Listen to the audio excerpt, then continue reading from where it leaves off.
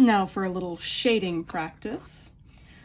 The first one we're going to do is real easy. It's the contour positive line.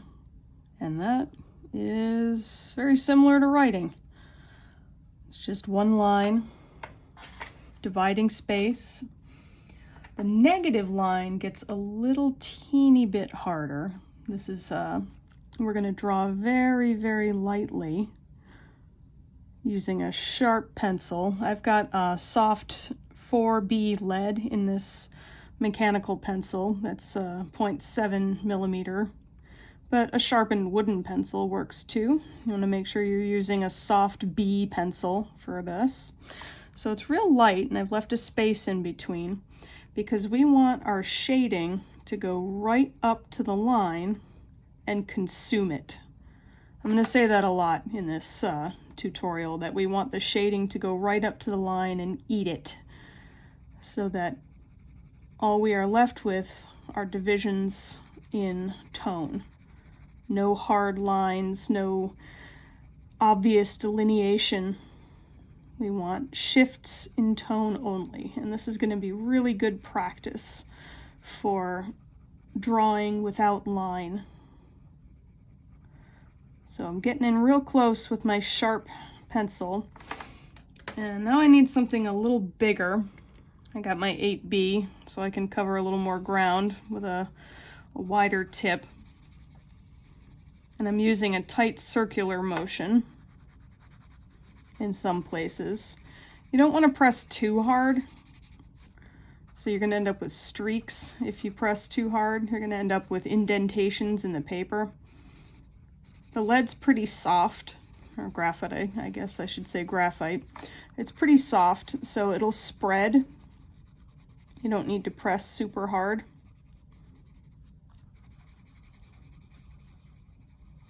To get a nice dark value. Make tighter circles and change direction, so I'm layering graphite over graphite, so I get a nice smooth transition.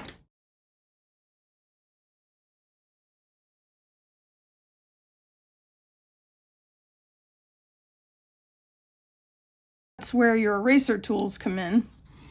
You can use your click eraser to lift out any mistakes or graphite that doesn't belong there, and then a sharper tip to define the edge a little bit more. But remember, the shading goes right up to the edge, eating it. And this is negative line.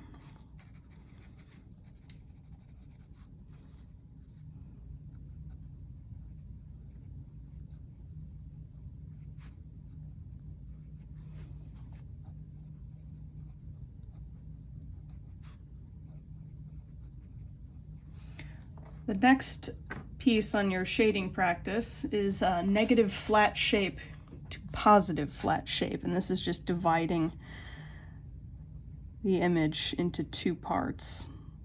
I'm going to go light because, again, we want that shading to consume the line and disappear right into it. So I'm using my tight circular motions to go right up to the edge. I don't want to be able to see the line that I drew after the piece is completed, after this little sketchbook exercise box is filled. The reason I like to do sketchbook exercises gridded out like this is a way to keep from wasting paper. It means that you use more of the paper rather than leaving big swaths of empty white space, especially when you're practicing.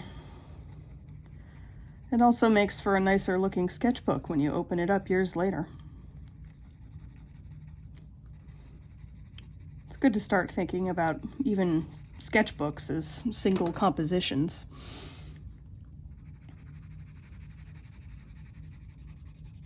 I'm going in here with the bigger 8B so I can cover more ground, using a circular motion in some places, straight in others. You can vary the size of the circle, you can vary the amount of pressure you apply.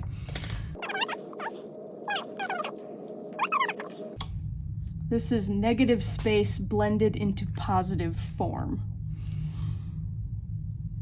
And I'm going to start with a very light line.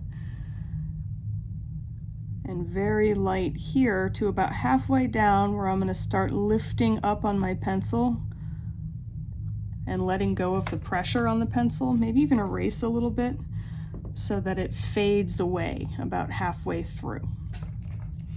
The heaviest darks we're going to put in the upper.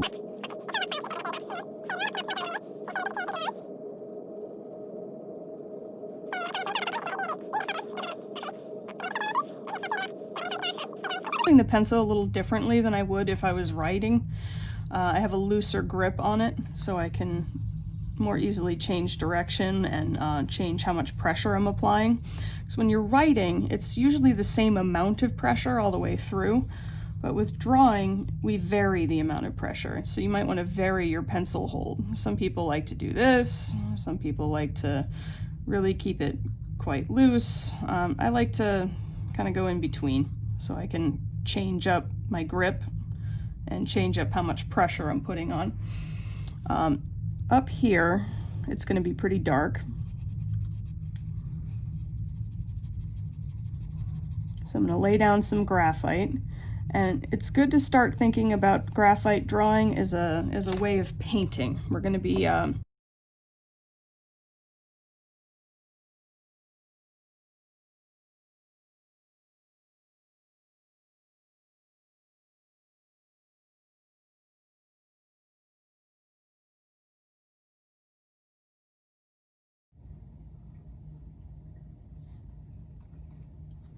I'm going to start with positive line blending into positive shape as we continue with the sketchbook exercise on shading practice. I'm going to start with a relatively light line and good old dirty blending stump. And I'm going to shade right up to the line. Blending it out. I'm going to use my mechanical pencil, so I've got a nice sharp tip on that, so I can use a tight circular motion to get a good dark value to blend out, getting thinner as I head up the line. But I want to get rid of this hard delineation here, and I might need the smaller blending stump.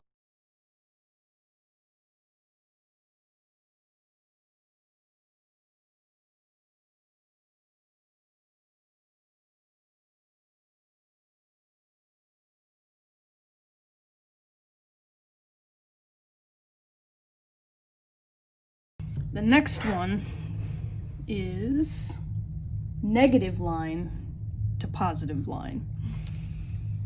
And as usual, we're going to start very, very light.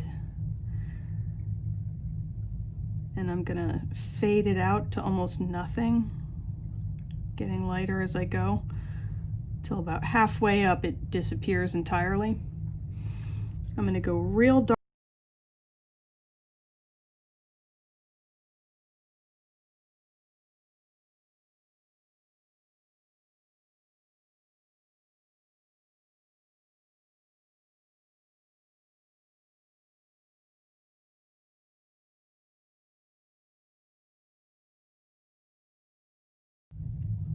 I'm going to clean it up just a little bit, pressing very hard at the bottom, but fading, letting up on the pressure as I get higher up the negative line. And that is negative line to positive line. Shape to shape is going to begin like the others with a light wiggly line. I'm going to press hard for a little triangle up here at the top.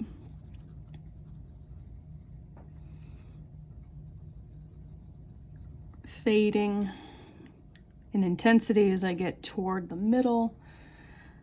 I'm going to do a little bit of dark shading on the bottom in this little area that I created. Fading as I get toward the middle.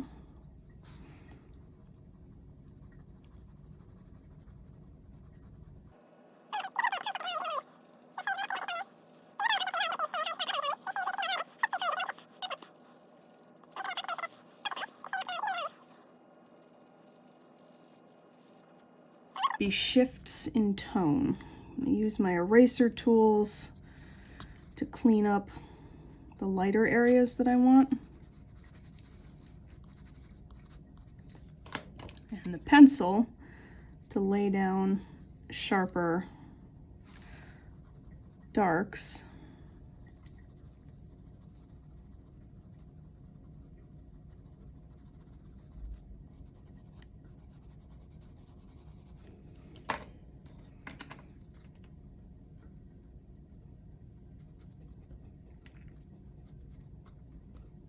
I'm going to get rid of any hard lines.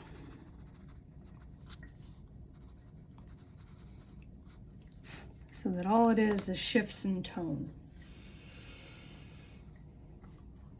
Bigger, making use of this concept. I'm going to draw a couple of hard angled lines. No real rhyme or reason to them. I'm just dividing the page up, dividing my little picture plane into a couple of different geometric shapes. And I'm going to try to make all these lines disappear. Pick a spot.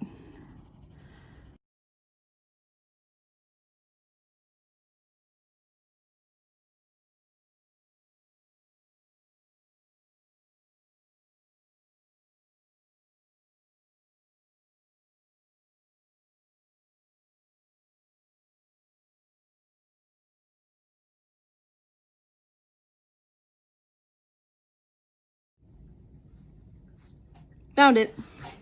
It was hiding literally right in front of me. But I'm going to lighten using my kneaded eraser.